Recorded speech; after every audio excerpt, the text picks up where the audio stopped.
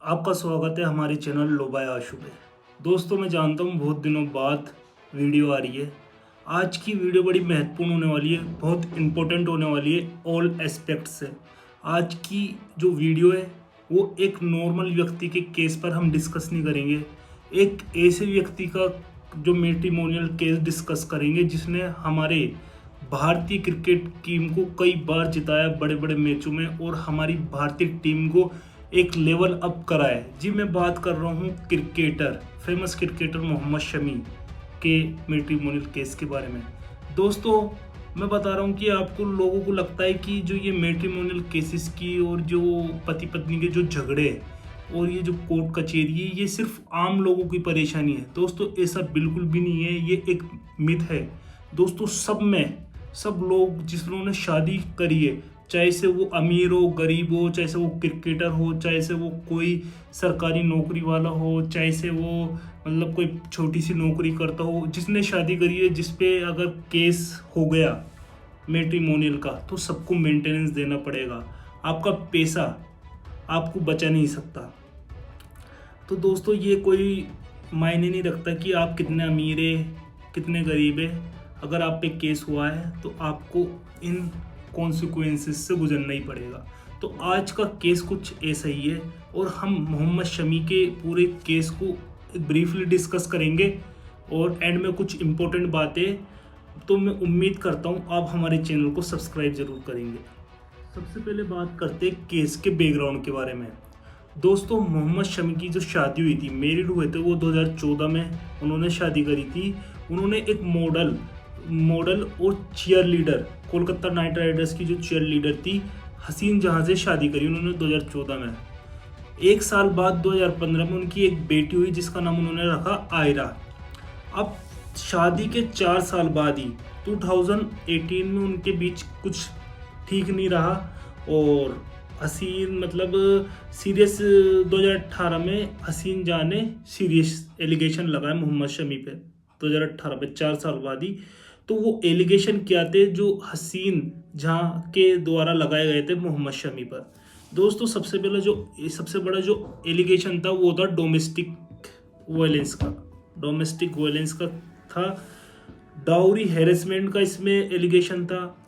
इसमें अडल्टरी और match fixing के भी वो थे पाकिस्तानी वुमेन से। मतलब ऐसे ये तो अलग बात होगी और मोहम्मद शमी कभी ऐसा नहीं कर सकते और ये क्लियर भी कर दिया है बीसीसीआई ने जब इन्वेस्टिगेशन करके। तो ये तो फालतू के एलिगेशन थे, इस पे हम ज़्यादा गौर नहीं करेंगे। आगे चले तो इस केस में एलिगेशनों की भरमार थी। इस केस में अटेम्प्ट टू मर्डर के भी एलिगेशन थे, 307 और 376 के भी थे और 325 भी था, 34 भी था। और फाइनेंशियल लीगली लेट सपोर्ट नहीं दिया बेटी को, मतलब बेटी को कोई मतलब आयरा को और उसको जो हसीन जा को, उनका ये एलिगेशन था कि उन्हें कोई फाइनेंशियल सपोर्ट नहीं दिया गया। उन्होंने अपना करियर छोड़ दिया था मॉडलिंग का शादी के बाद, इसलिए वो मजबूर हो गई थी एक ऐसी लाइफ जीने में, व्यतीत करने में। अब इसमें जैसे ये जो केस होता है ये कोर्ट का ही नहीं, ये जो कवर होता है बाहर सोशल मीडिया पे भी चलता है ये केस। तो सोशल मीडिया पे जो शमी का रिस्पॉन्स था वो ये था, इस केस को शमी ने सोशल मीडिया पे ज़्यादा कहा नहीं, कुछ नहीं बोला मीडिया में ज़्यादा, मगर इनडायरेक्टली इनको बेसलेस बताया था और कॉन्स्पिरेसी बताई थी इसको।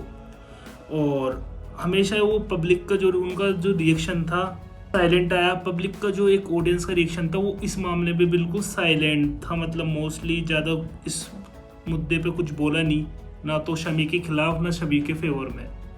तो अब बात करते हैं हमें मतलब है लीगल इशू से।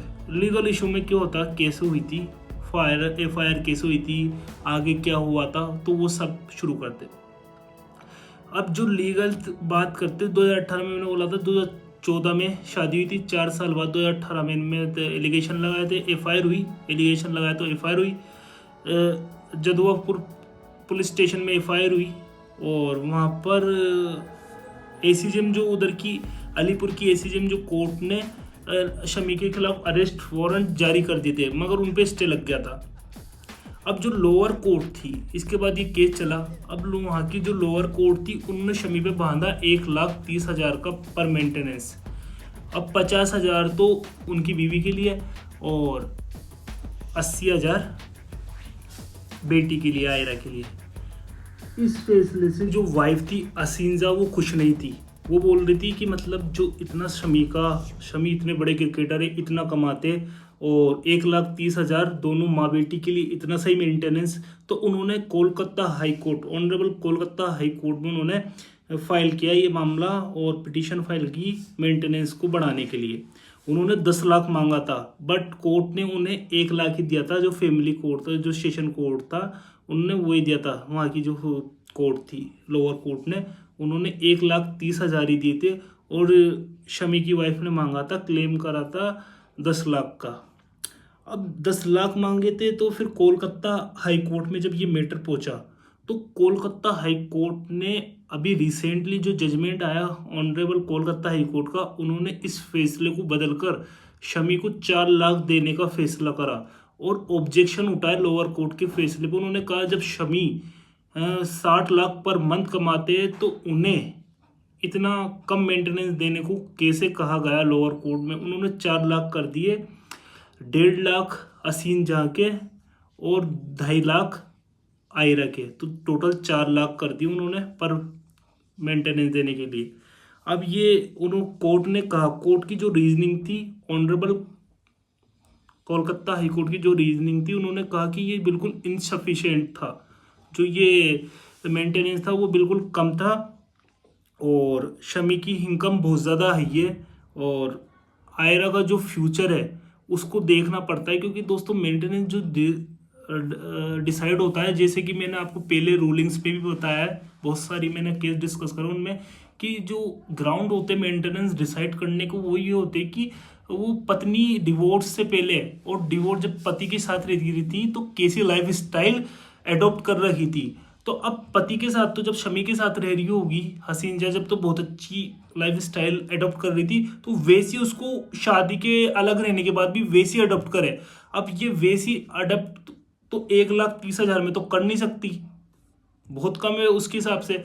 खा वो बंदा 60 लाख पर मंथ कमा रहा है और खा उसकी बीवी 1,30,000 में गुजारा। तो ये कोर्ट ने मतलब इशू उठाए और रीजनिंग दी इन मैटर पे। इस फैसले के बाद सोशल मीडिया पे जो शमी के जो फैसला है उसको लोग, जो शमी के सपोर्टर है, वो यूँ बोल रहे हैं कि बहुत ज़्यादा मेंटेनेंस है और ये बहुत ज़्यादा हाई है और जो एलिगेशन थे, क्रिमिनल चार्जेस थे, वो प्रूव नहीं हुआ है। और जो हसीन जहाँ के सपोर्टर है वो यूँ बोल रहे हैं कि ये जो फैमिली लोग के जो डिसीज़न है Kolkata honourable Kolkata high court का बिल्कुल सही है और मतलब ये उन्होंने स्वीकार कर लिया 4 लाख, मगर उन और ज़्यादा अपील करेंगी 10 लाख के लिए। तो दोस्तों अब आगे हम अपनी बात करते हैं कि ये क्या लगा इस केस में। थोड़ा सा मैं अपना ओपिनियन भी दे देता हूँ थोड़ा सा। तो दोस्तों ये जो कोर्ट का फैसला था कोलकाता हाई कोर्ट का इस केस को लेके, ये लीगली जस्टिफाइड है दोस्तों, based on Shami income standard of living. दोस्तों जो शमी है उसका जो स्टैंडर्ड ऑफ लिविंग है, मोहम्मद शमी जी का जो स्टैंडर्ड ऑफ लिविंग है वो काफ़ी अच्छा है। तो उसके मुकाबले बहुत अच्छा है जो पहले वाला था। नेचुरली एक भारतीय क्रिकेटर है मगर बहुत कम था वो, उनकी वाइफ जो मेंटेनेंस वो करे बहुत कम था। तो जो अभी का दिया है ये सही है मेरे ख्याल से। ओपिनियन में भी मैं गलत हो सकता हूँ मगर सही है बिल्कुल मेरे हिसाब से। सेकंड जो रीज़न था वो long delay in granting adequate maintenance. काफ़ी समय से जो ये जो मेंटेनेंस था वो प्रॉपर नहीं मिल रहा था, वो बहुत कम था। अब से जो प्रोसीडिंग होएगी वो जो मेंटेनेंस मिलेगा वो बिल्कुल सही मिलेगा और ज़्यादातर वाइफ के लिए नहीं, क्योंकि मोहम्मद शमी जी की खुद की बेटी है आयरा, उसके फ्यूचर के लिए ये बेस्ट रहेगा। और क्योंकि पेरेंट्स के झगड़े के बीच में बच्चे सफ़र नहीं करने चाहिए, ये मेरा मानना है। और अब जो ये बैलेंसिंग इक्विटी एंड रिस्पॉन्सिबिलिटी, अब ये सारी चीज़ें प्रमोट करी गई है, बिल्कुल सही है। एजुकेशन की, आयरा की जो एजुकेशन होगी वो अच्छी होगी और मोहम्मद शबी भी अपनी तरफ से भी उन्होंने 4 लाख देंगे और अपनी तरफ से भी वो खुद और भी देंगे। ये हर बाप अपनी बेटी के लिए करता है, वो और भी देंगे इससे अपनी बेटी के लिए। और रहा क्वेश्चन 10 लाख मेंटेनेंस का, जो डिमांड थी, जो क्लेम था वाइफ हसीन जान का, वो टू मच था, बहुत ज़्यादा था, ये कोई असाधारण डिमांड थी। तो ये प्रॉपर डिमांड नहीं थी और कोर्ट ने भी इस बात का ध्यान रखा और एक सही लेवल का एवरेज मेंटेनेंस जो स्टैंडर्ड ऑफ लिविंग को मैच करता है कपल्स की, उसके मुताबिक अकॉर्डिंग दिया। तो दोस्तों आज की वीडियो में सिर्फ इतना ही, आप बताना इस वीडियो में आपको कैसा लगा, आपका ओपिनियन जरूर रखना और कमेंट जरूर करना, सब्सक्राइब जरूर करना। मिलते हैं नेक्स्ट वीडियो में।